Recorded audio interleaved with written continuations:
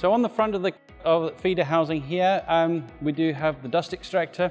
So a good idea every day is to have a good look under here. So remove the bolt and the two latches and have a look underneath to make sure that this is all nice and clean out any material that's sitting here on the top. Give it a good clean off with the air. Once you're done, make sure that it is latched in and done up tight. And that will make sure that the dust extractor is working correctly. So once you've done the dust extractor, also if you do need to access your windscreen here, please make sure that this is up in the correct position, the locks are in, and then if you are standing on here to clean the front windscreen, please make sure that you do hold onto the rail at the top of the cab. The easiest way to do it is third bar back and check, see if you can just get your fingers underneath the actual bar itself.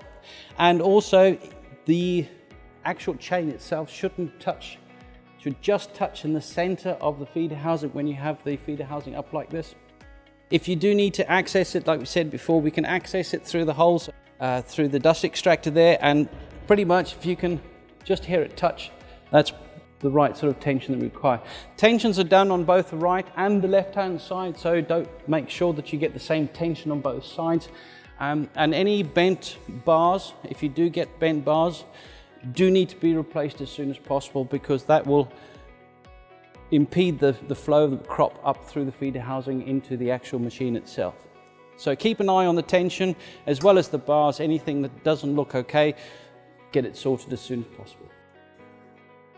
So underneath the combine here at the front, always a good idea every day is to give the stone trap a good clean out. So pull the handle, lift her up, latch her in. While you're under here, also make sure that your ram stops are in. Then we need to open this plate here. And to do this, we've got the nut on the far side. So remove the nut.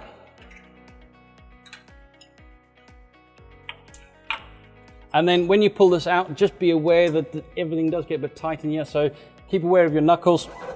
Open that plate. Pull the handle down, bar down. And then open here and now pull your prep trays out. When you take the prep trays out, take them all out, give them a good clean off. Don't use anything sharp because that'll make this edge rough, and that's not what we want, because we want the material to flow down here very easily. So give them a blowout, tap them on the ground.